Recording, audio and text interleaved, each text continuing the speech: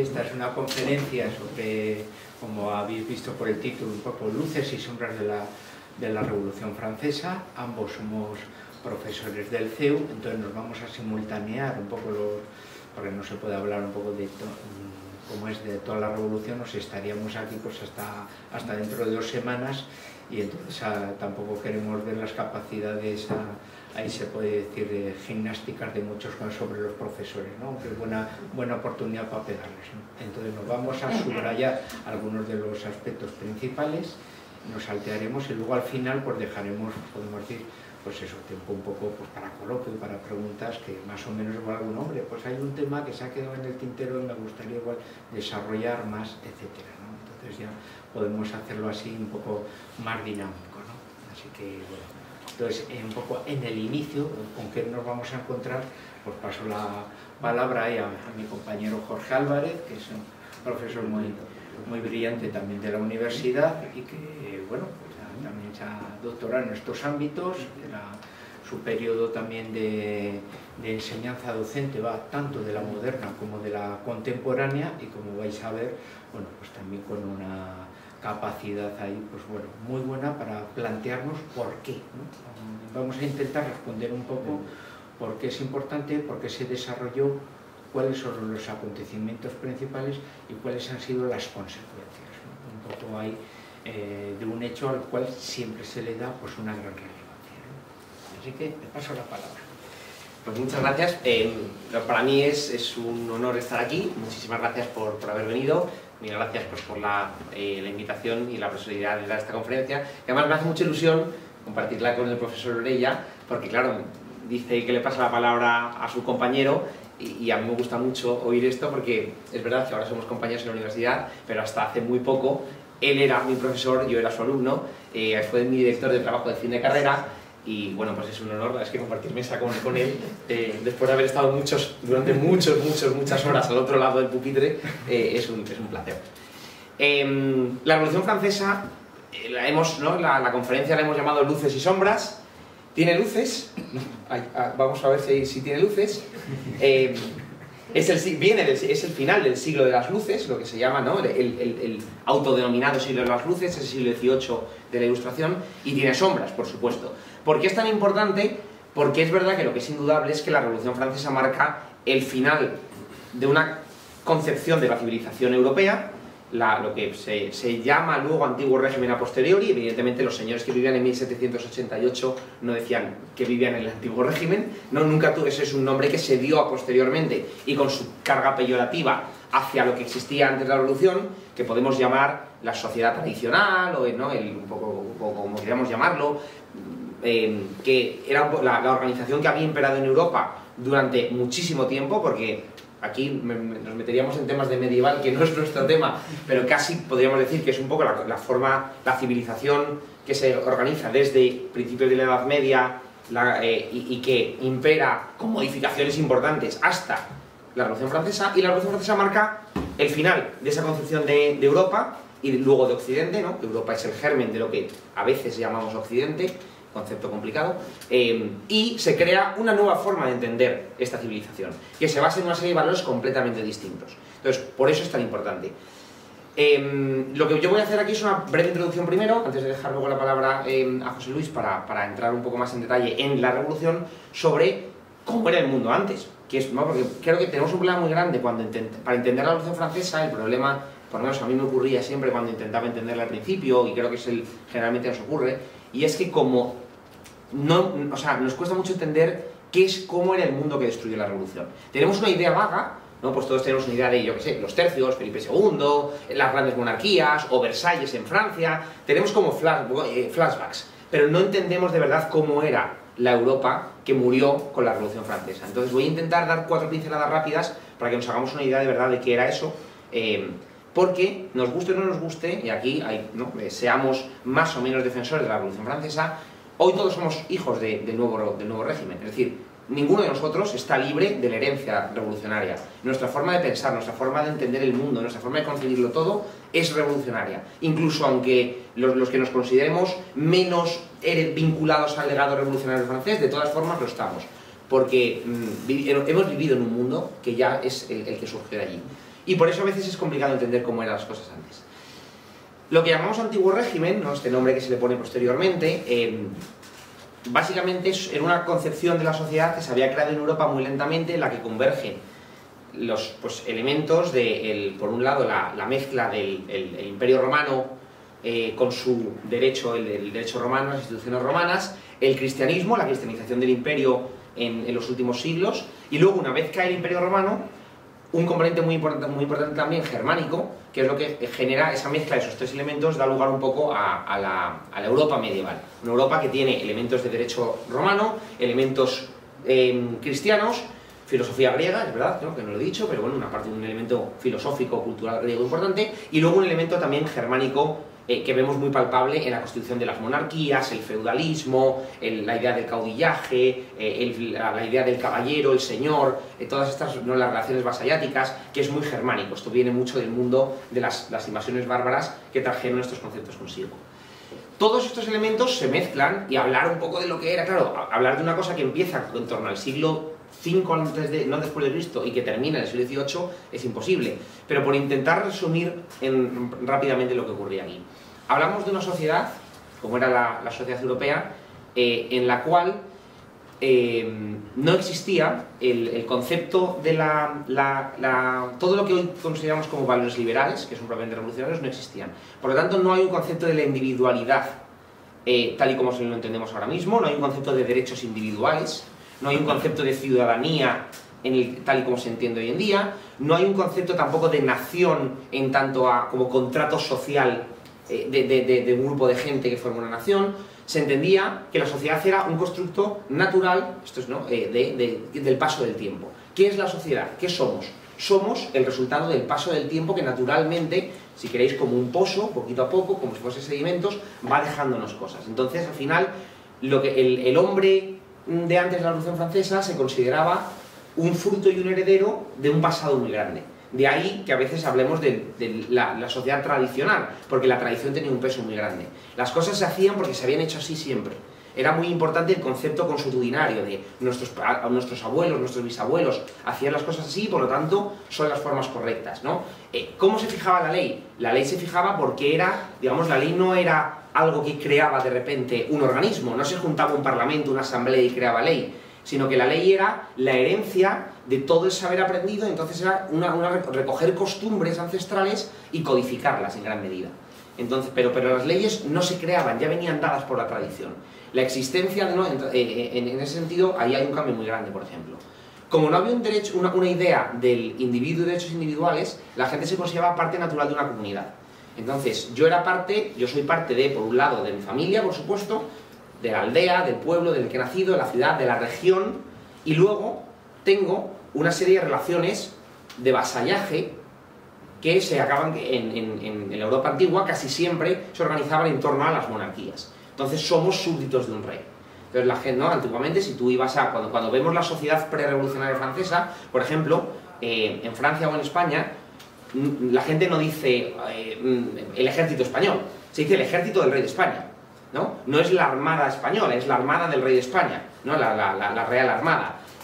Cuando se habla del servicio público, no existe ese real servicio, los funcionarios son los hombres del rey. Es decir, se entendía que todo lo que llamamos público, todo lo que sería el Estado o la nación, estaba personificado en la lealtad directa a la monarquía. Y yo tengo que ser leal a la monarquía porque hay una vinculación tradicional, dinástica, histórica, ¿no?, en la cual el rey es la cabeza de una sociedad de la cual todos formamos parte. Y por lo tanto, de padres a hijos, nosotros heredamos una vinculación dinástica con el rey. Por eso la monarquía juega un papel tan importante, por eso es tan relevante. Los reyes, hay que entender que los reyes eran los que habían creado el origen de las naciones europeas, viene del aglutinamiento de fuerzas en torno a monarquías. En España, por ejemplo, lo que hoy llamamos España, tiene un concepto, ¿no?, aquí, si estuviese el padre Cantera, ¿no?, podría explicarnos a lo mejor el concepto visigodo original de España, pero España hay un momento en el cual varios reinos diferentes, con tradiciones distintas, se aglutinan en torno a la unión dinástica de Isabel y Fernando. Y eso crea la monarquía española. Y a partir de ahí, entonces, mucha gente diferente, que a lo mejor culturalmente se consideraban españoles, pero no tenían una vinculación política, le empiezan a tener por lealtad a la corona. De ahí que nuestras lealtades sean directamente monárquicas, ¿no? Esa es la importancia central de que toda la política gire en torno a la monarquía. Y esto tenía, por lo tanto, esto orientaba a la sociedad entera. Y luego, por otro lado, otra cuestión muy importante. Claro, al no existir un concepto de derechos individuales, tampoco existe un concepto de igualdad ante la ley. Esto nos cuesta mucho entenderlo ahora, porque todos hemos asumido como con mucha fuerza el concepto de igualdad ante la ley, de que es, ¿no? Parece como, no, bueno, pues yo tengo que tener los mismos derechos que José Luis, estaría mal que no los tuviésemos. Esto no ocurría ante la Revolución Francesa porque se entendía que los derechos no son algo que todos tenemos en abstracto, sino que son algo que viene de tradiciones heredadas. Hay una serie, digamos, hay una dignidad básica, que es la dignidad cristiana, que la sociedad asumía porque todo el mundo, ¿no?, en el concepto religioso de hijo de Dios, pero luego, por ejemplo, si yo he nacido en una región distinta y esa región históricamente ganó una serie de privilegios, por ejemplo, los fueros vascos, yo tengo ciertos derechos que en cambio el castellano que está abajo no tiene. Y no hay nada malo en esto, no se entendía como algo problemático, porque era normal. La tradición histórica ha hecho que en esta región en concreto nosotros disfrutamos de una serie de privilegios que otros señores no tienen. Por ejemplo, había ciudades, el concepto de ciudades libres, que con el tiempo fue desapareciendo, pero ciudades que tenían una serie de exenciones y de autogobierno que fuera del límite de la ciudad no existía. Entonces, si tú estabas en Hamburgo, por ejemplo, en Alemania, Hamburgo tenía un consejo de gobierno que era casi un país distinto. Y dentro de Hamburgo había una cantidad de leyes que solo aplicaban a la gente dentro de la ciudad, que en cuanto salías de la ciudad ya no aplicaban. No se entendía que esto supusiese un problema jurídico, porque era natural entender que, bueno, si esta ciudad históricamente ha ido ganando una serie de derechos que en otros sitios no se han tenido, pues no pasa nada. Como todo es un concepto heredado, es un concepto tradicional, yo también heredo los derechos de mis padres. Y esto implica que en algunos lugares se heredan ciertos derechos y en otros lugares se heredan otros distintos. E igual que la diferencia regional, la diferencia también es estamental, que es otra cosa que nos cuesta mucho entender en una sociedad posrevolucionaria. Es decir, si mi padre era un aristócrata, yo también heredo los derechos de la aristocracia. Si mi padre no lo era, yo, por lo tanto, yo heredo esa condición también. Y no se percibía esto como una injusticia. Cuando vemos como las películas, ¿no?, parece siempre como que el campesinado vive súper enfadado y oprimido por los nobles y los odia. Pero, ¿qué ocurría? Que para la inmensa mayoría, para la población europea prerevolucionaria, era natural entender que tú no tenías derecho a pedir una igualdad legal con el hijo de un conde, porque tú no eres hijo de un conde. Entonces, en tanto que él ha heredado una serie de cosas que tú no has heredado, no ha lugar a que tú reclames una igualdad con él. Es normal. Es decir, cada uno hereda un papel diferente en la sociedad. Y eso, digamos, de ahí que lo que llamamos sociedad estamental. Por eso, las familias aristocráticas tenían una serie de privilegios legales, pero también obligaciones legales que otros no tenían, en tanto que las familias no aristocráticas pues tenían un papel distinto. Se entendía que cada uno jugaba un papel distinto dentro de la sociedad en función de dónde había nacido, de cuál era su tradición, de cuál era su herencia. Y esto implicaba derechos y deberes asignados a tu posición. Por eso es una sociedad anti-igualitaria. Es una sociedad en la que el concepto de igualdad no existe. Y no se considera malo que no exista, al revés. El concepto de la igualdad en la mentalidad de esta sociedad es absurdo, porque es evidente que no nacemos iguales. Es evidente que nacemos en sitios distintos, en familias distintas, con capacidades y habilidades distintas, y por lo tanto, pues esto implica también que nuestros derechos y nuestros deberes no son los mismos según quien seamos. Todo esto es lo que luego la revolución pone en duda, pero la gente que vivía antes de ello no lo consideraba como algo natural. De ahí que la aristocracia fuese respetada y reverenciada y no hubiese, digamos, no hubiese un odio contra la aristocracia ni se considerase opresivo. De ahí que hubiese un reconocimiento de la monarquía. Era natural reconocer que hay una familia que ha recibido unos derechos que los demás no tenemos. Es nuestra familia real. Y eso no suponía un problema de igualdad, como hoy en día pues muchas veces entendemos. ¿Por qué los Borbón tienen una serie de derechos que el resto de los ciudadanos españoles no tenemos, ¿no? Entonces, yo creo que es una parte importante para intentar entender la mentalidad de esta sociedad. Cómo esas... y a veces nos cuesta entenderlo, pero igual que un vasco y un castellano tienen derechos y deberes distintos, un noble y un plebeyo también tienen derechos y deberes distintos, porque lo que te marca es tu pasado, tu tradición, tu historia, tu herencia. No existe un concepto jurídico de que todos tenemos que ser iguales porque vivimos dentro de algo. Entonces, eso era lo que constituía la esencia de la sociedad antigua, la esencia de la sociedad prerevolucionaria. Dentro de esta sociedad, por lo tanto, lo que nos encontramos es eso. Por un lado, a nivel de clases sociales, no son clases, los estamentos, ¿no? Digamos, la nobleza, el pueblo llano, y luego como un estamento un poquito particular, el clero, ¿no? La Iglesia Católica, porque este es otro elemento fundamental de esta sociedad, es una sociedad que está completamente de acuerdo en una cosa, y es que hay una comunidad de valores. Todos compartimos unos valores iguales, que son los valores del cristianismo. Es cierto que a partir de la Reforma Protestante, Lutero ya se empieza a cargar un poco esto, cuando Europa se divide entre una parte de Europa que tiene una interpretación protestante del cristianismo y una parte de Europa que tiene una interpretación católica.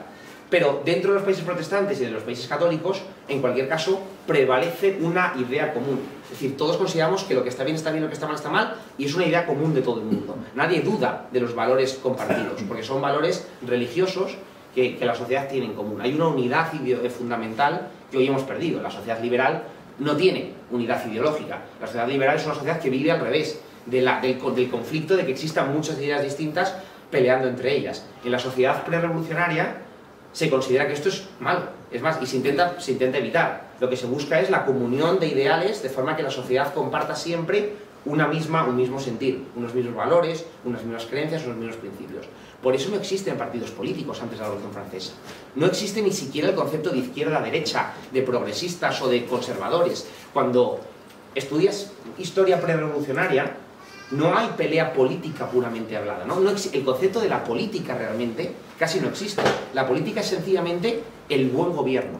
Cuando se habla de política antes de la Revolución Francesa, ¿no? Cuando Aristóteles escribe la política, cuando los tratadistas políticos de los siglos XVI, XVII escriben sobre política, lo que dan son pautas de cómo el rey y sus ministros tienen que gobernar bien. Pero no hay ideología en ello, porque todos comparten una base igual. Todos son monárquicos, todos aceptan la sociedad estamental, todos aceptan el cristianismo y los valores que van allegados a ello. Entonces, el conflicto ideológico no existe tampoco. Y eso hace que son sociedades, en ese sentido, mucho más cohesionadas.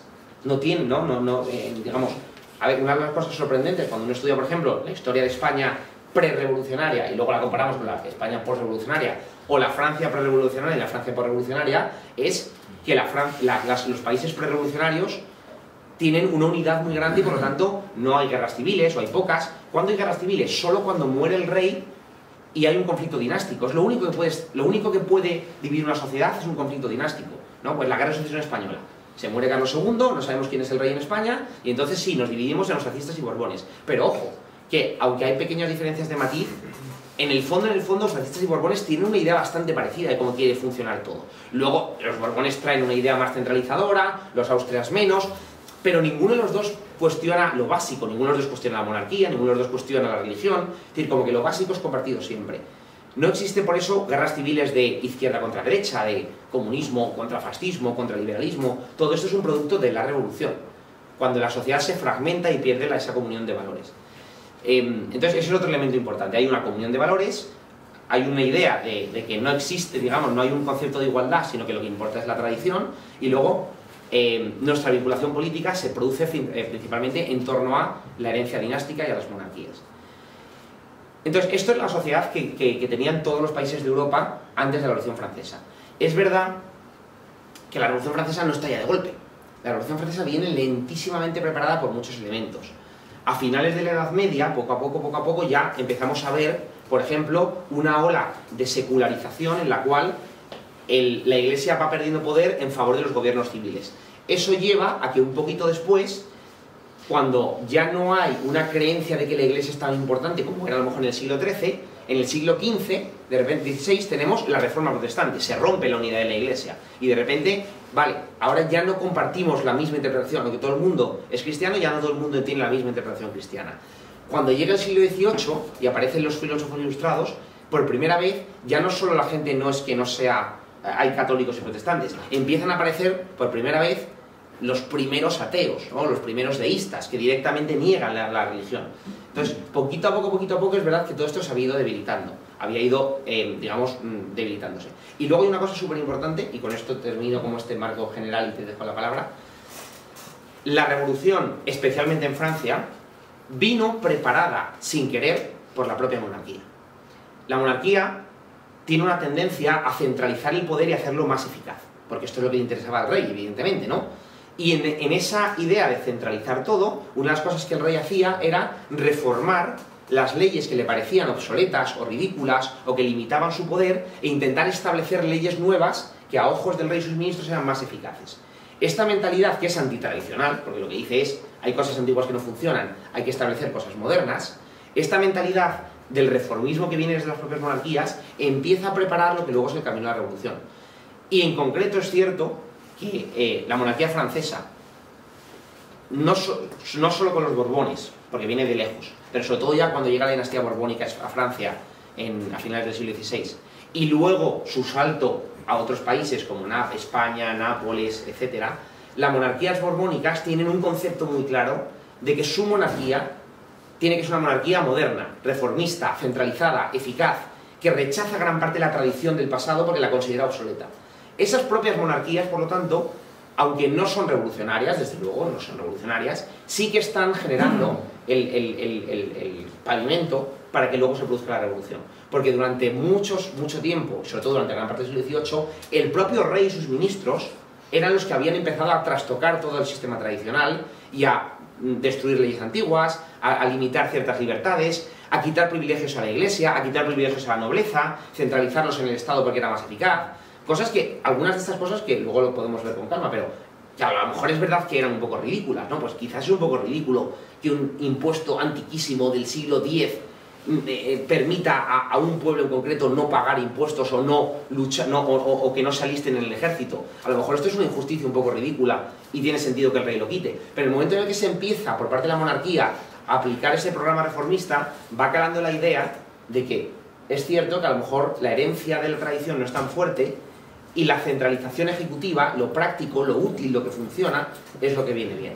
Entonces, ese camino que en el siglo XVIII hacen los propios monarcas, los Borbones en España, los Borbones en Francia, pero también Federico II en Prusia, José I de Habsburgo, que a veces pensamos que los Habsburgos son como mucho menos ilustrados, José de Habsburgo y María Teresa, su madre, en Austria, que son muy ilustrados. Es decir, casi todos los reyes del siglo XVIII ya están preparando el camino a la revolución. Entonces, cuando llega 1789 en Francia, en el fondo, ya este sistema que he descrito, esta sociedad que he explicado, está ya bastante debilitada, está un poco anquilosada y cuestionada por la propia monarquía en muchos casos.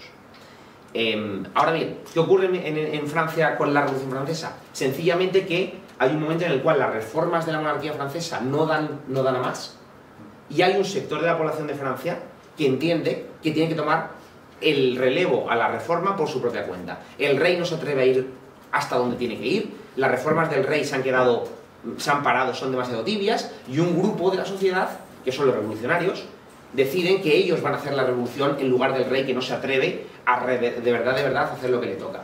Y hay un momento en el cual esto empieza siendo la primera revolución, no es antimonárquica, sencillamente es un reformismo extremo dentro de la propia monarquía, y luego ya llega, como pasa siempre, la radicalización de la revolución que acaba destruyendo la propia monarquía. Pero eso es lo que ocurrió en Francia realmente, es el colofón muy radical de un lento proceso de erosionar la sociedad tradicional.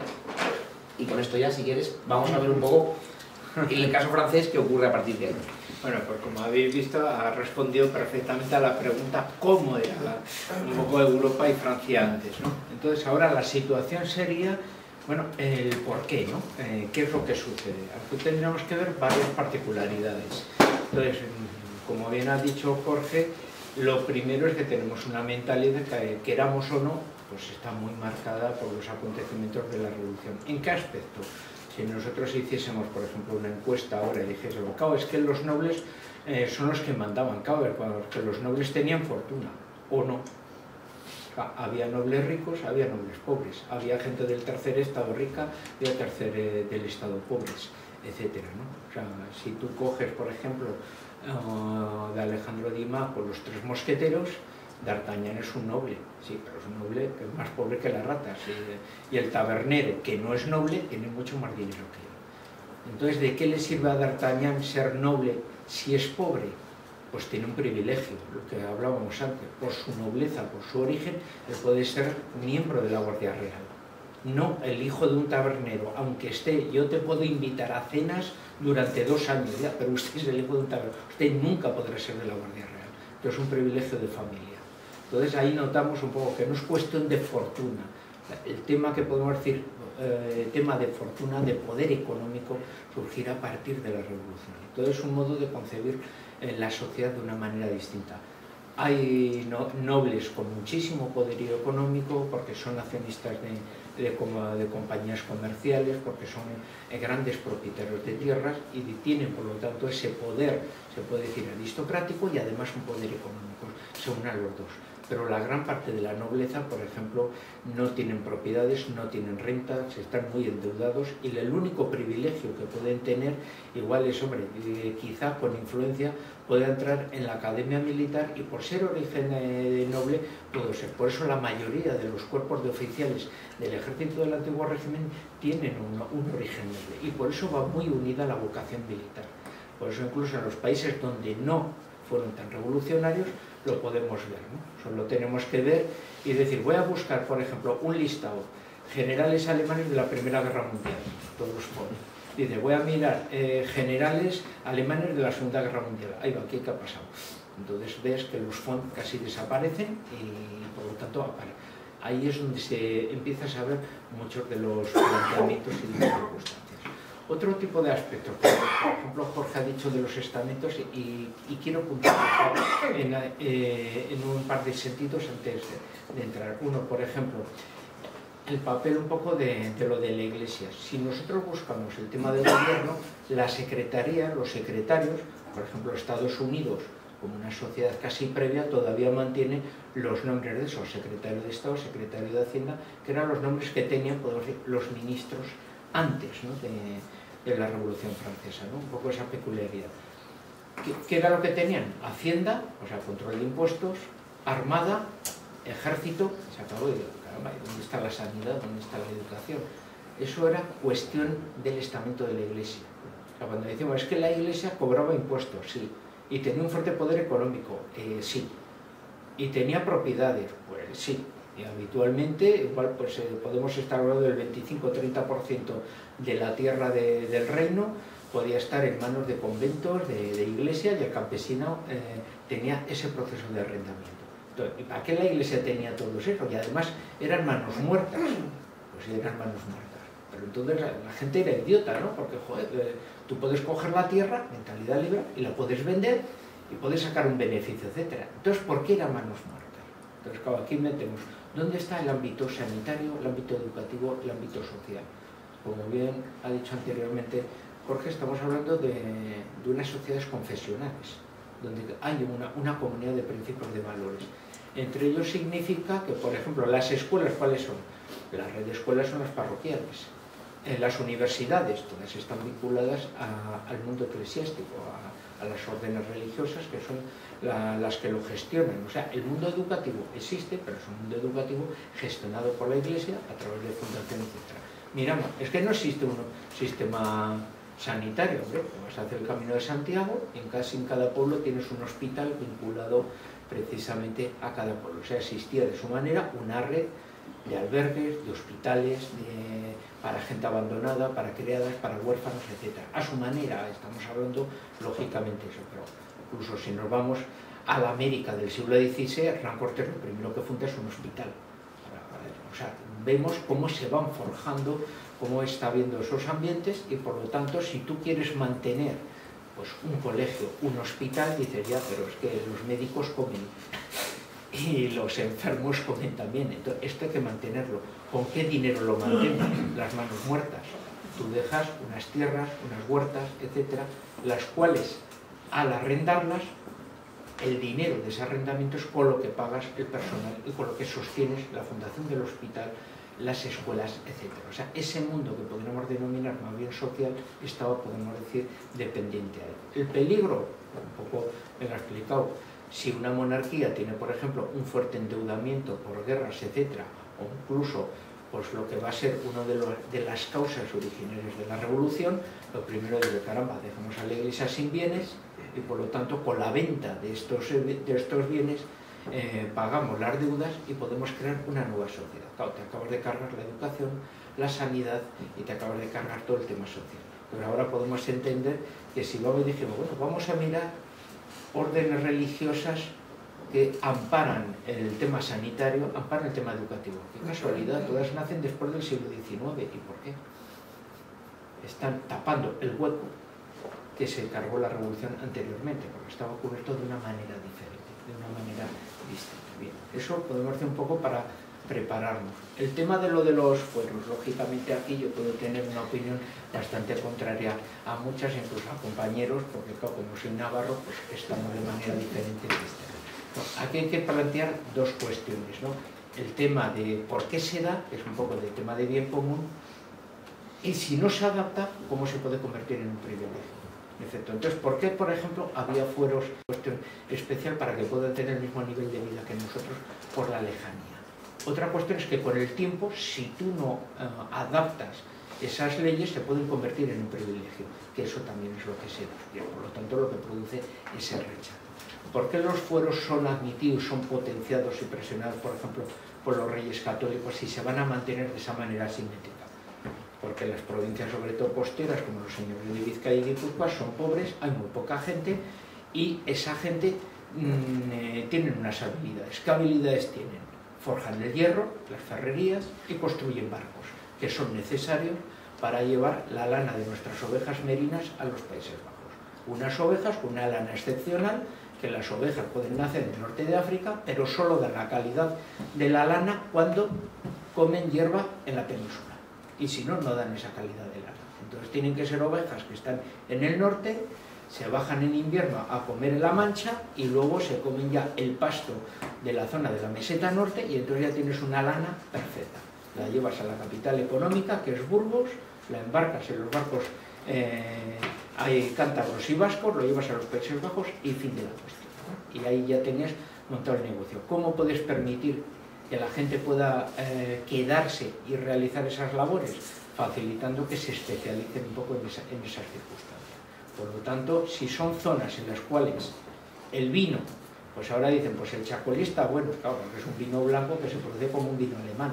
Pero antes, ¿qué era? Pues un vino de asqueroso, que todo el mundo, yo quiero vino de Rioja como tonto. Pues hasta que no te tomes este, pues no vas a tener vino de Rioja. Entonces, montas el chiquiteo, cuando lo agotas, te traen ya el otro, ¿no? Entonces, tienes que facilitar una importación de alimentos, porque es una zona húmeda, es una zona con una climatología que no tiene trigo, no tiene vino, no tiene aceite, por lo tanto, la gente, ¿qué es lo que haría? Yo me largo. Lo de la nobleza universal o la hidalguía universal, en definitiva, es casi pues, un complemento social, porque dicen, pues en Asturias no pusieron hidalguía universal, en Asturias los hidalgos eran el 80% de la población, entre el 80 y el 82%. Podemos decir que ese era más o menos el equivalente. Al final estás haciendo que 4 pelaos pues les das la hidalguía, que por las circunstancias que sean no la tenían. Entonces los fueros en su momento tenían un poco esa función que favorecía ese bien común. Otra cuestión es que digas, pues en el siglo XVIII ahí sí ya está marcando un modelo social y por lo tanto está creando ya unas diferencias y unos contornos que si no los adaptas pueden convertirse en privilegios, ¿no? Serían los temas de ahora donde nos vamos a meter y dices que yo pongo una fábrica en Logroño y me ponen un 21% de IVA. Me voy a Álava y me cuesta solo un 10%. Pues eso ya no estamos hablando de un fuero, de una tradición. Estamos hablando, por lo tanto, de un privilegio, de una creación de un paraíso fiscal, mal interpretando un tema histórico. Y entonces ese sería otro tema distinto, ¿no? Por eso quería hacer un poco esa aclaración. Bien, en el tema ya que me metería, que sería un poco ya el proceso de destrucción, ¿no? O sea, ¿por qué viene? Viene, hemos hablado de las deudas.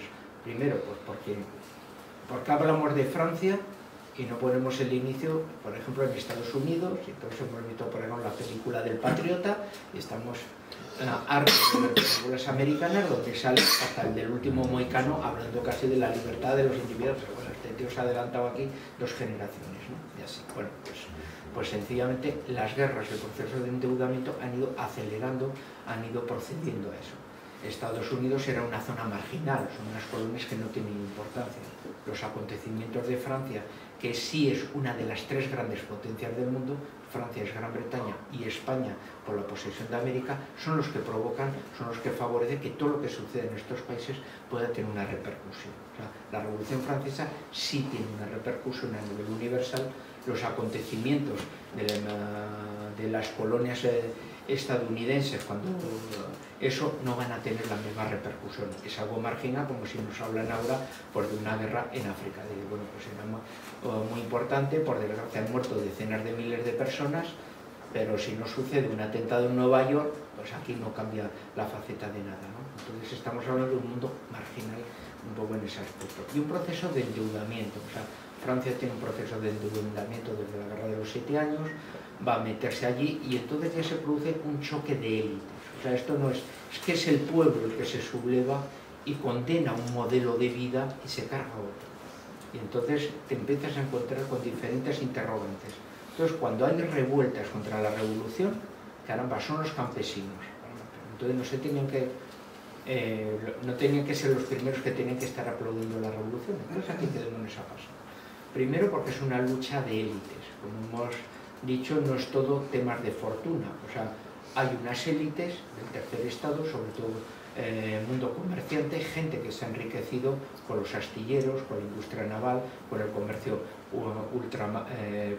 ultramarino, que han perdido mercados e intereses con la Guerra de los 7 años y que ahora dicen, caramba, pues si la nobleza son los que tienen plenitud de derechos, son los que gobiernan y lo han hecho tan fatal y han sido derrotados incluso militarmente, pues igual entonces nosotros sí que queremos gobernar de esta manera. Ahí también en ese periodo... Si me permites, hay que aclarar rápidamente que es verdad que la Revolución Francesa se entiende en el contexto de que Francia, aunque es una monarquía muy importante, viene de encajar una derrota muy humillante en la Guerra de los 7 años, en la cual pierde casi todo su imperio. Entonces, eso genera un desprestigio muy grande de la monarquía, de sus ministros y de las élites nobiliarias que se supone que controlan el ejército y que han sido derrotadas, claro. De ahí viene ese enfado. Y además hay como una especie de, podemos decir, revolución nobiliaria, que dicen, pues entonces nosotros lo que vamos a hacer es evitar que nadie se meta a nosotros. O sea, somos nobles de sangre y, por ejemplo, en el ejército, pues todo el cuerpo de oficiales tiene que ser nuestro. ¿Qué pasaba? Que hasta ese momento había una permeabilidad. O sea, la gente que servía al rey, en cuestiones, por ejemplo, muy especiales, podían obtener títulos nobiliarios e integrarse en la nobleza. Por ejemplo, los secretarios de Hacienda dicen, mira, esto ya no lo puede hacer cualquiera, lo tiene que hacer una persona especializada, habitualmente un banquero, alguien que tuviera esa peculiaridad. Después de años de servicio al rey, se le daba igual un marquesado, un duquesado, pues como había sido tradicional el antiguo régimen, y la gente entraba. Si vemos el cuadro de las Meninas, pues Velázquez nos mete la cruz de Santiago por el ojo, porque dice, soy miembro de una orden de caballería. Ser miembro de una orden de caballería significa que yo estoy dentro de la nobleza, porque si no, no puedo ser miembro de una orden de caballería. O sea, ojo, no soy un artesano fino como pintor. Primero es el caballero de Santiago y luego pinto. O sea, podemos decir, nos está metiendo su nueva categoría social por todo el ojo. Entonces eso es muy importante en ese aspecto. Había una permeabilidad y por lo tanto tú podías pasar de una categoría social a otra. En ese momento se va a impermeabilizar y va a haber por lo tanto un choque de trenes y va a producir un poco también ese fenómeno. Cuando se produce el fenómeno revolucionario va a haber una destrucción, un poco de lo que ha dicho Jorge. Y entonces aquí hay que plantear también otros aspectos. Los ilustrados, precisamente los que habían favorecido la monarquía absoluta, y ese punto de vista se va a radicalizar aún más precisamente con la revolución, va a dar un poco esa visión del individualismo y por lo tanto una visión totalmente antisocial y anticomunitaria en ese aspecto. En el mundo rural y en el mundo urbano van a suceder dos aspectos principales. Las reformas agrarias, las ventas un poco de todos los bienes nacionales, sean procedentes de la Iglesia o de los comunales de los municipios, van a provocar y van a favorecer en las subastas, muy bien, un efecto positivo, bajan las deudas, pero un efecto negativo. Si tú pones una subasta, ¿quién compra los bienes? ¿Quién tiene dinero? Por lo tanto, la élite habitualmente urbana, la élite que dispone de dinero, va a poder enseguida aumentar sus posesiones, es decir, va a haber una élite social cada vez más poderosa, pero el mundo del campesinado, que podríamos decir que, bueno, vivía más o menos con unas condiciones, resulta va a perder su nivel. ¿En qué aspecto? Que tiene una propiedad, pero también tiene unos comunales. ¿Qué significa tener unos comunales? Por ejemplo, que tienes leña en invierno en el bosque, tienes unos pastos gratuitos donde puedes llevar al cerdo que vas a matar en invierno, etcétera, para poder comer. Tienes unos pastos y por lo tanto unos complementos que te permiten más o menos tener una vida. Si te eliminan los comunales, etcétera, resulta que ya tu nivel de vida se va al carajo, tienes que vender tus propiedades y entonces ya se produce una fuerte migración de ese mundo campesino al mundo de las ciudades, el nacimiento, por tanto, del proletariado. Tienes un modelo social campesino que se va al garete porque ese modelo, sobre todo de pequeña propiedad a nivel comunitario, desaparece. En una zona muy determinada, como será el oeste francés de mediana, pequeña propiedad, donde a niveles de reforma agraria elimina los comunales, pierden su nivel de vida, es una zona que ha sido recientemente evangelizada ahí por San Simón de Montfort, a través sobre todo de la prédica del Sagrado Corazón. Ahí. Y luego además resulta que dice, por la situación bélica que vive Francia, vamos a hacer una gran leva de campesinos y nos vamos a llevar a 300.000 hombres jóvenes a la guerra, teniendo en cuenta la repercusión que tiene en una sociedad joven, en una sociedad campesina, porque ahora nosotros vamos al campo y la cosecha y todo se hace con tractores de todos modos. Estamos viendo con las protestas de los campesinos. En aquel modo, a la hora de segar, decía, bueno, ¿y tú cómo siegas? Pues gracias a que tengo 7 hijos ya grandes, mayores, que les doy las guadañas, y esto lo hacemos, bueno, pues yo, pues no sé cómo lo voy a hacer, porque solo tengo 2 hijos, oye, pues te pago varios jornales y préstame los tuyos, etc. Bueno, imagínate a ese campesino que por fin, después de la inversión que ha hecho, tiene los hijos para que le ayuden. Ahora dicen, no, pues somos el ejército y nos los llevamos para una guerra revolucionaria. ¿Cómo? O sea, he estado 14, 16 años dando de comer y ahora que tengo a mis hijos me los vas a llevar a una guerra y los vas a devolver inútiles. Espera un momento que te voy a decir lo que opino yo de la revolución. Son las grandes revueltas, por lo tanto, sumando factores de la Vendée, de los chuanes, etc. Son curiosamente un mundo campesino el que principalmente va a tener ese sentido de revueltas. Son, si lo veríamos también, bueno, ¿y por qué el carlismo tiene importancia en España? ¿A quién le importa que esté Isabel II o su tío Carlos María Isidro? Si ese no es nuestro problema, es que no lo es. Tu problema es que no puedes vivir, que tienes unos comunales que te han jorobado tu medio de vida y ahora te tienes que ir a Barcelona o a Bilbao a trabajar en una mina y te están dando un sueldo de mierda. Y el sueldo de mierda que te dan, encima te lo tienes que gastar en el economato, porque si no te lo gastas en el economato, pierdes tu puesto, lo de la mina. Por lo tanto, acabas de meterte en un mundo completamente distinto. Y si nos vamos a América, va a suceder lo mismo con el proceso de emancipación. Te vas a América y es una de las primeras consecuencias de la Revolución Francesa. Los hijos de los españoles son los criollos, el sector, por lo tanto, adinerado, dice, fundamos una república modelo de la francesa y, por lo tanto, aquí tenemos la gran oportunidad de crear una nueva sociedad. Claro, la nueva sociedad replantea lo mismo. ¿Empiezan de cero? No. Empiezan con un fuerte endeudamiento porque los señores británicos te han traído armas, te han traído municiones, te han traído uniformes y eso hay que pagarlo. ¿Con qué lo vas a pagar? Pues con derechos de sus empresas para poder entrar en la nueva república y tú vas a intentar pagar el endeudamiento vendiendo también las propiedades. ¿Qué propiedades vendes? Los comunales también de la nueva república de Perú, etc. ¿De quiénes son los comunales? De las comunidades indias. ¿Qué van a hacer los indios? Viva el rey de España, viva a lo mejor Simón Bolívar. Entonces, anda, es que los indios luchaban por España y los hijos de los españoles, ¿no? Oye, ¿y estos indios qué pasa? No, es que eran todos analfabetos, o más listos de la cuenta.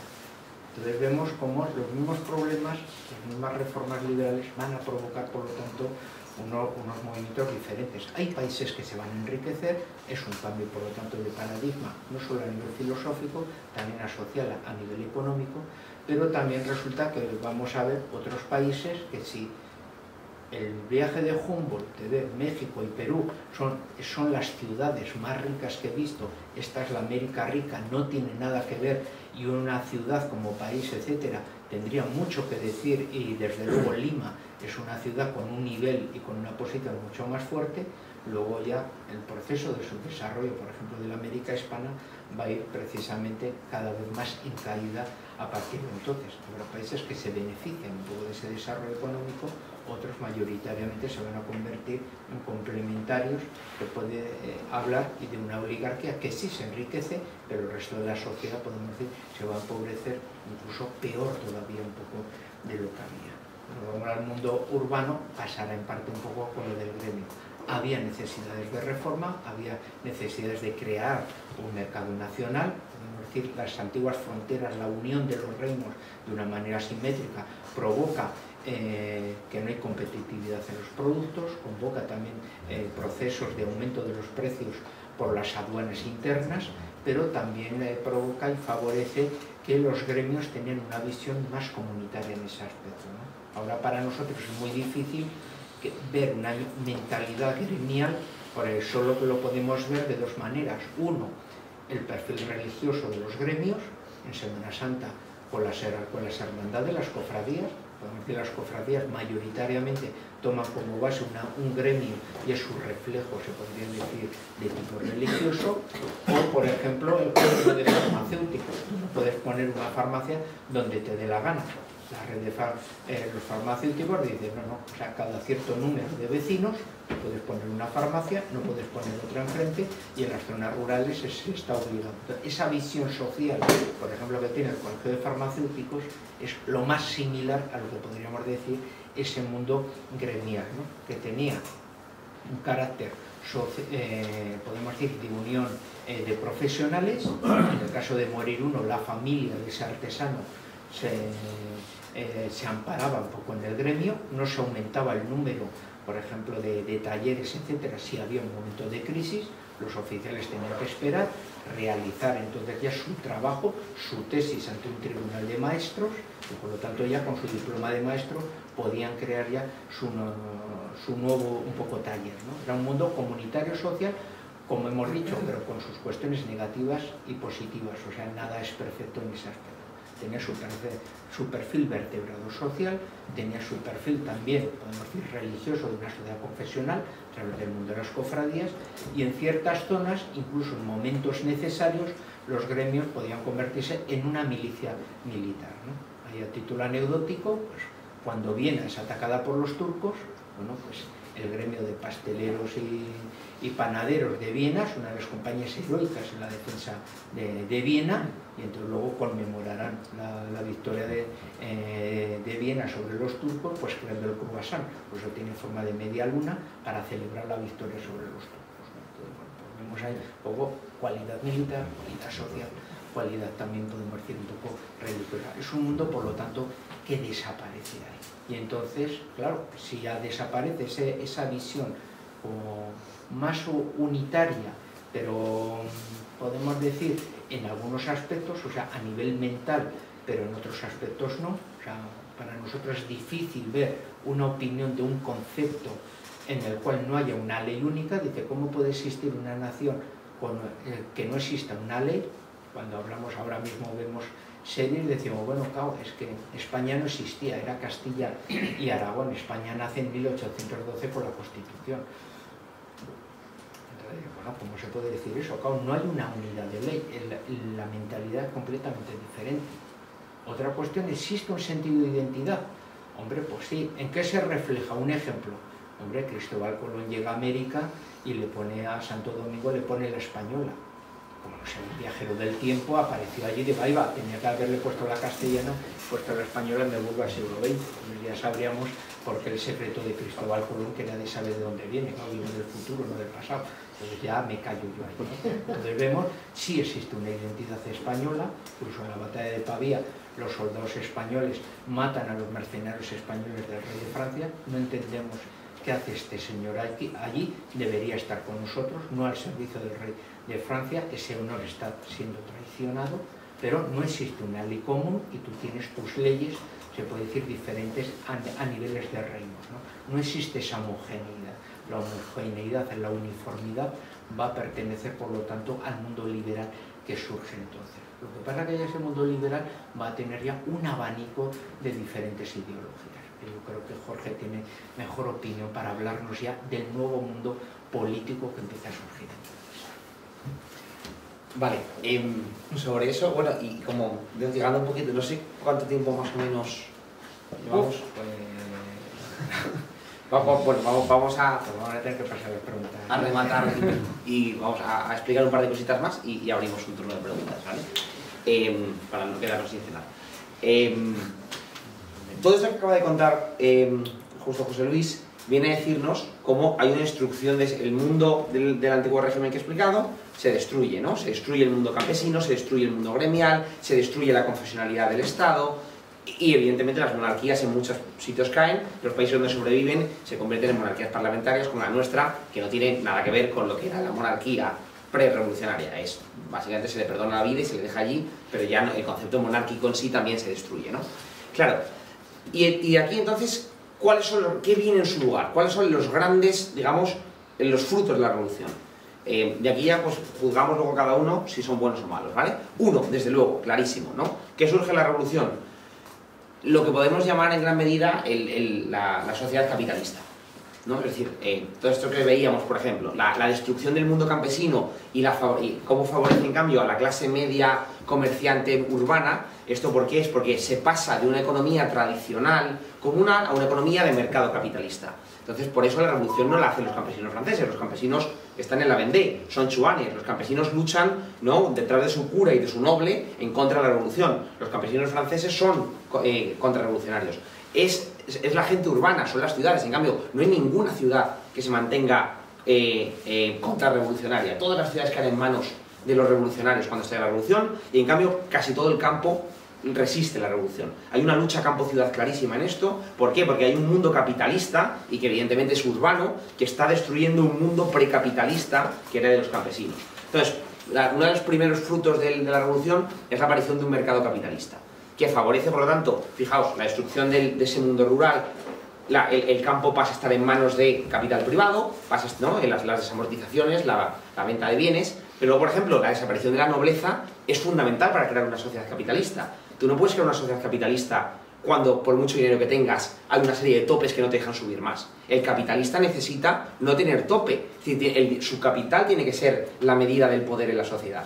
Cuando tú destruyes los límites estamentales y creas una sociedad de clases, no una sociedad de estamentos, cuando lo que importa para tu papel en la sociedad es el dinero que tienes y no la familia en la que vienes, estamos generando ya una sociedad capitalista, en la cual, evidentemente, ¿no?, ya no manda el aristócrata porque tiene un apellido importante, manda el rico, manda la burguesía, que es la que empieza a acumular capital, y ese es el mundo del siglo XIX, siglo XX, y hasta donde vivimos ahora mismo, ¿no?, donde la concentración de poder se produce ya en clases capitalistas, y la herencia familiar pierde todo su sentido, ¿no? Entonces, pues eso, la destrucción de la Iglesia era necesaria también, porque la Iglesia, no como hoy en día, que la Iglesia está ahí y hace, bueno, pues hace un papel moral y ya está, pero no le dejan hacer más, ¿no? La Iglesia como ente político potente, como ente que tiene hospitales, que tiene tierras, que tiene colegios, que tiene universidades, esa Iglesia también está impidiendo el desarrollo de un mercado capitalista, porque evidentemente la Iglesia no busca un beneficio, no se rige por una lógica capitalista. Luego, la destrucción de las posesiones eclesiásticas y que pasen a manos privadas era un concepto necesario para la creación de un mercado capitalista.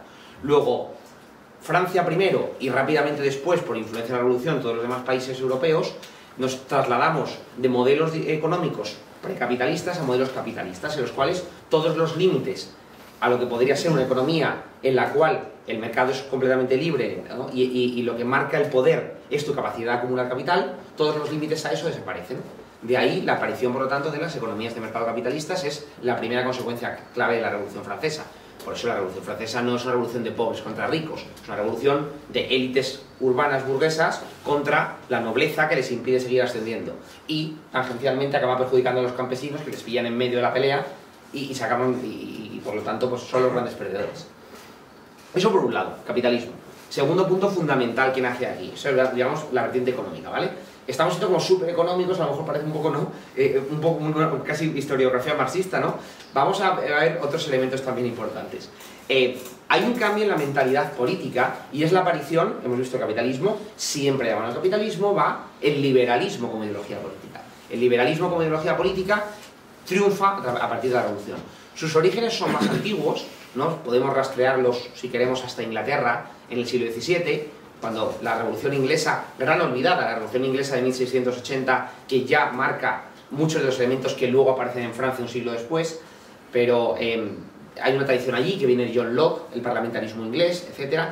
Ese parlamentarismo inglés, que por cierto es estudiado y admirado por los revolucionarios franceses, todos los revolucionarios franceses vivieron en algún momento en Londres y admiraban a Inglaterra. Realmente ellos querían que Francia se pareciese a Inglaterra. Esto es una cosa que, como los franceses son muy chauvinistas, ahora no les gusta reconocer, que sus grandes padres revolucionarios en el fondo eran admiradores de Inglaterra. Pero es verdad, es decir, o sea, cuando Montesquieu es un anglófilo que le encanta el modelo británico, lo que quiere es intentar implementar un modelo británico en Francia.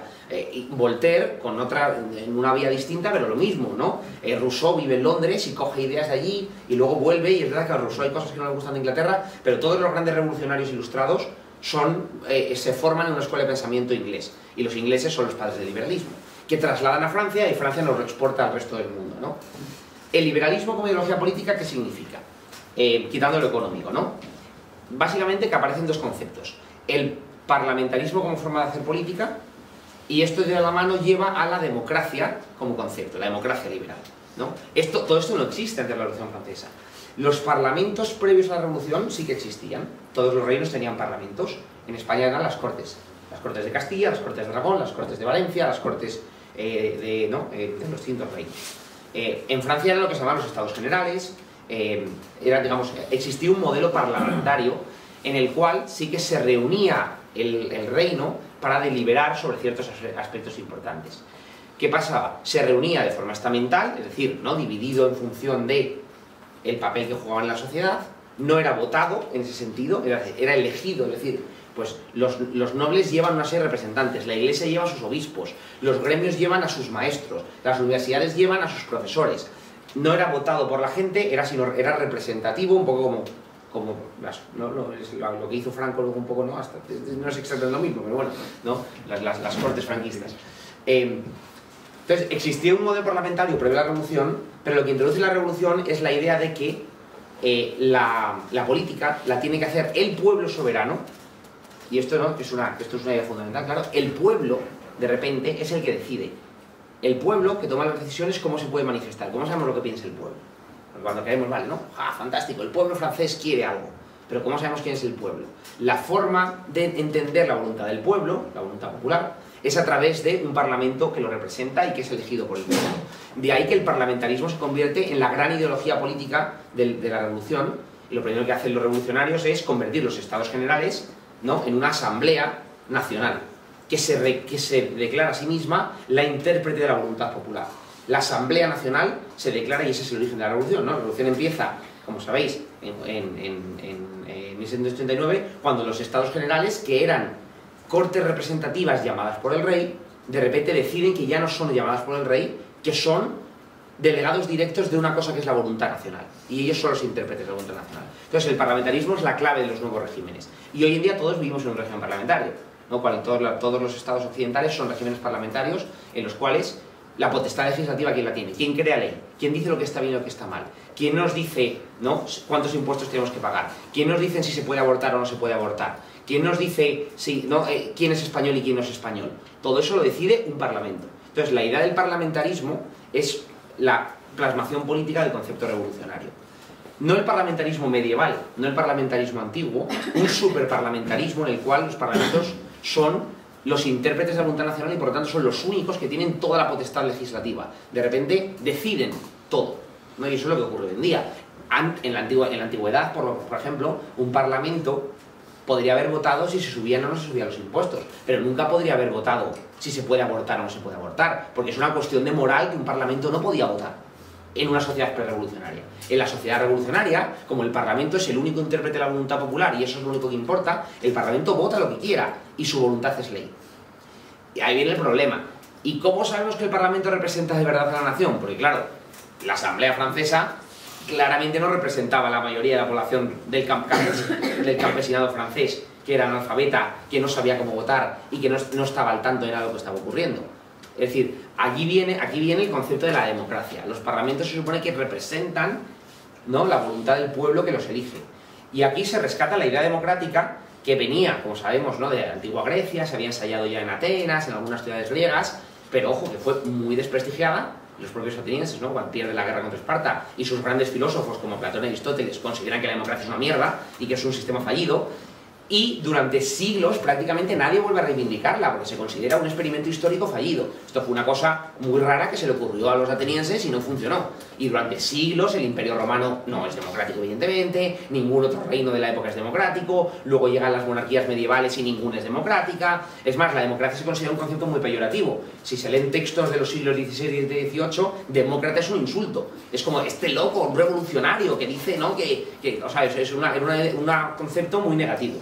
Son los revolucionarios franceses los que restablecen la idea de la democracia como el sistema político bueno. Y dicen, la voluntad del pueblo es lo único que importa, la voluntad del pueblo expresada a través de un parlamento que es el que decide todo.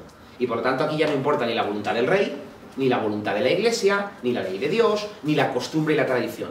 Todo esto ha desaparecido. Ya no importa lo que sea tradicional, ya no importa lo que sea derecho divino, lo que sea derecho natural o lo que sea voluntad real.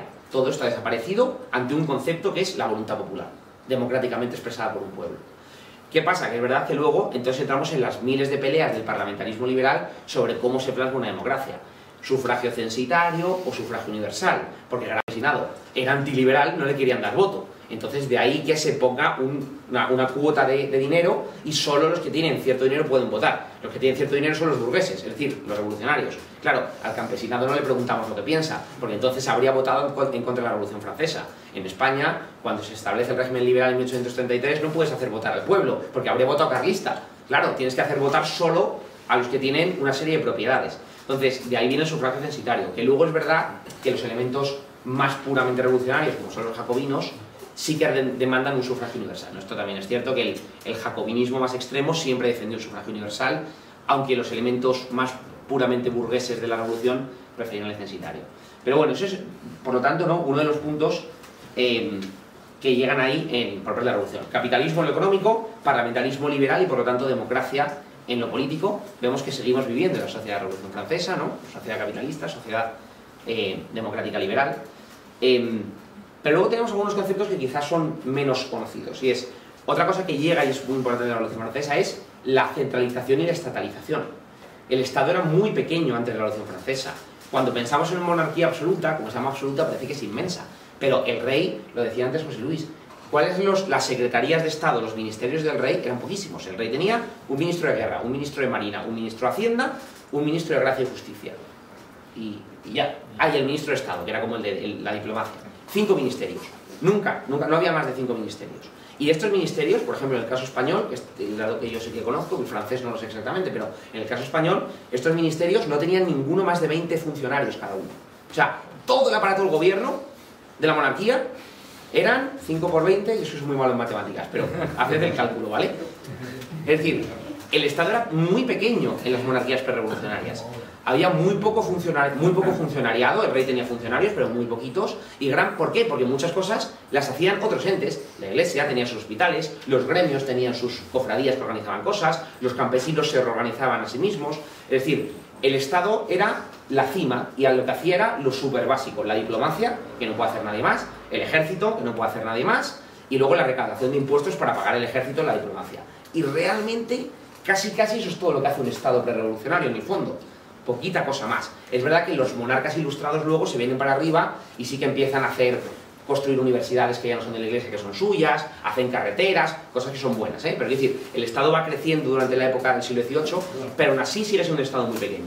Es la revolución la que, al cargarse todos los demás entes, ya no hay gremios, ya no hay iglesia, ya no hay todos estos, lo que se llama cuerpos intermedios.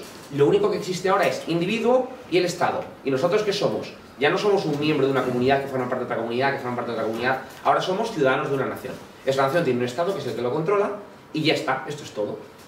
Nadie en medio puede existir. Y todo el espacio intermedio se llena con ampliación del Estado, ¿no? Departamentos, los franceses, los departamentos, las prefecturas, las intendencias, las subintendencias, las vicepresidencias de las subintendencias, y de aquí viene pues lo que es el aparato del Estado, que empieza a cobrar muchos más impuestos, que empieza a sacar muchas más leyes, ojo, y también que hace muchas cosas buenas, ¿no? Pues establece de repente una sanidad pública, mucho más tarde, ¿no? Pero no en la Revolución Francesa, pero andando el tiempo se empieza a establecer sistemas de sanidad pública, educación, etcétera, grandes infraestructuras, obras de fomento.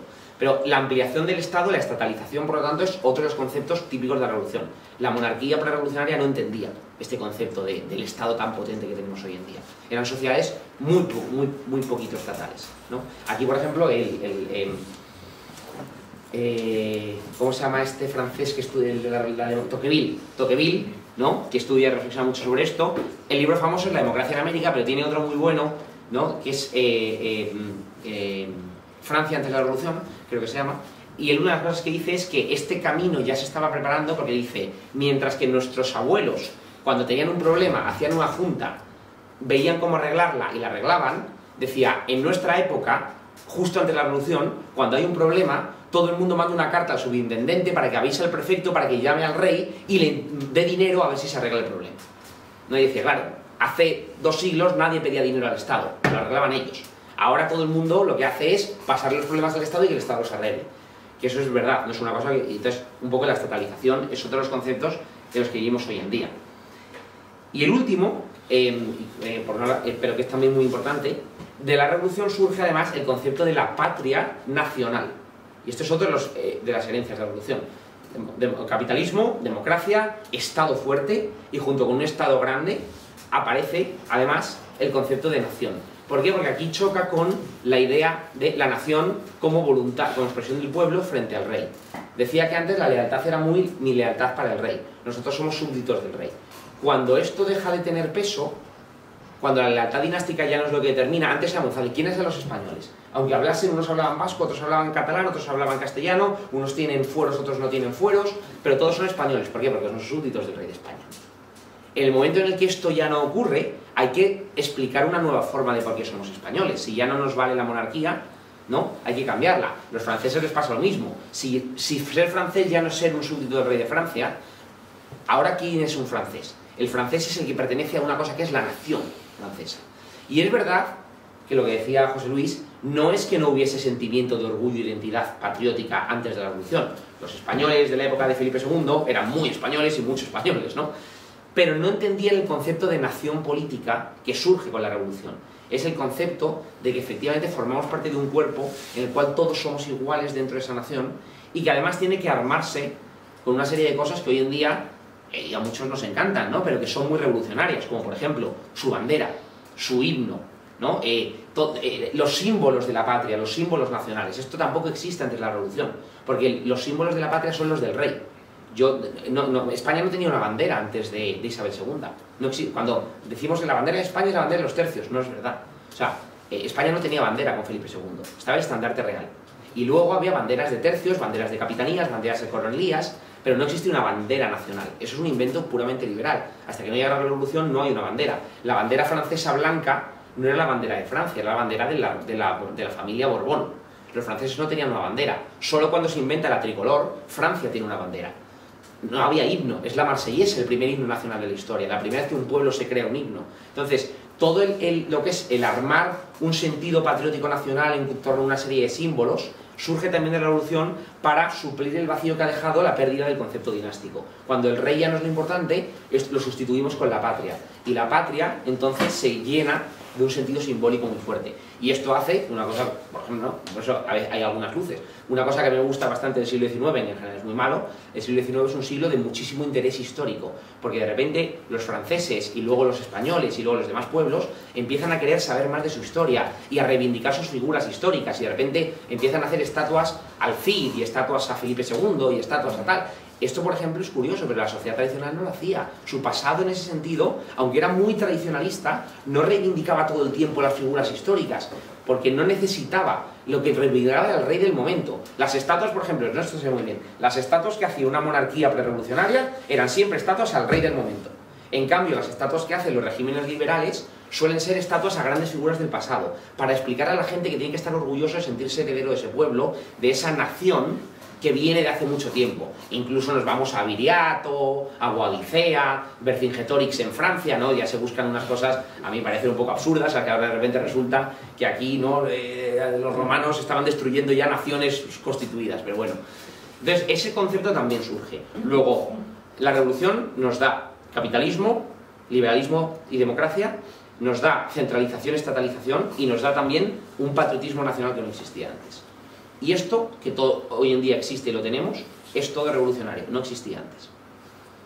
Pues habrá que enseguida pasar, permitirme 2 minutos y pasamos al turno de preguntas de sí, un poco siguiendo un poco en ese aspecto. O sea, cuando se da un poco todo ese fenómeno, o sea, ya una foto fija en el cual tenemos ya una sociedad liberal, una sociedad en la cual posteriormente van a aparecer también los grandes movimientos de masas. Se puede decir que el modelo social lo vamos a tener desde la Revolución Francesa hasta la Primera Guerra Mundial, y a partir de la Primera Guerra Mundial ya estaríamos ya en otra cuestión completamente diferente, que por supuesto no voy a entrar porque sería otra conferencia, que ya sería el gran mundo de los movimientos de masas, ¿no? Pero sí, un poco uniéndolo en esto, se va configurando una sociedad, y de ahí viene también esa apelación al mundo precisamente con una idealización del mundo rural, ¿no? Y esa búsqueda de esas tradiciones, ese interés ahora nacionalista, hijo de la revolución, de decir quiénes somos. Somos una nación, somos un pueblo y por lo tanto como nación, quiénes somos, dónde podemos mantener nuestra identidad, dónde se persigue esa identidad. Esa identidad claramente hay que buscarla donde se conserve más pura. ¿Dónde se conserva más pura? Pues claramente en el campo. Entonces ahí tenemos ya toda la recopilación, un poco de toda esa tradición. Los cuentos que nos leían siempre de niños, por ejemplo, hay de los hermanos Grimm, pues claro, los hermanos Grimm no son cuentos para contar para niños, lo que están haciendo es toda una recopilación de la historia oral del mundo rural alemán para crear una concienciación de patriotismo alemán. Eso es lo que hacen los hermanos Grimm, o sea, no están persiguiendo brujas, están recogiendo, podemos decir, toda la tradición un poco rural en ese aspecto. Entonces, sobre ese ámbito, esa idealización, esa circunstancia, va a venir, sobre todo a través del romanticismo, esa visión un poco del nacionalismo, del liberalismo, de decir, bueno, es que la nación, como bien ha explicado Jorge, es en realidad casi como un ente orgánico, y si hay diferentes naciones, pues si el hombre tiene un alma, también la nación tendrá una especie de espíritu. Claro, es el espíritu nacional, lo que los alemanes explicarán, el Volksgeist. Claro, y un espíritu, dice, yo no lo veo, no, pero tú lo puedes sentir. Pues dime cómo lo puedo sentir. Lo puedes sentir a través de su cultura. Entonces ahí viene la potenciación que tenemos en el siglo XIX de la literatura y principalmente de la música. Si tú coges toda la música del siglo XIX, resulta que es música que bebe profundamente de las tradiciones populares del mundo campesino. Son todo polcas, son valses, son no sé qué. Se abandona la música, se puede decir, del 18 y tienes una música muy de baile, una música mucho más dinámica, porque es una música que bebe de la música de las danzas populares y sobre todo es una adaptación del mundo campesino precisamente a todo lo demás. Si ves las tradiciones del nacionalismo polaco, del eslovaco, del húngaro, del checo, todo lo que están haciendo es adaptar a la sociedad del momento viejas tradiciones campesinas para crear precisamente un nacionalismo de corte moderno. Y a la cuestión del futuro, eso se queda para otra conferencia, porque entonces nos meteríamos ya y entonces igual baja alguno y nos pega por aquí.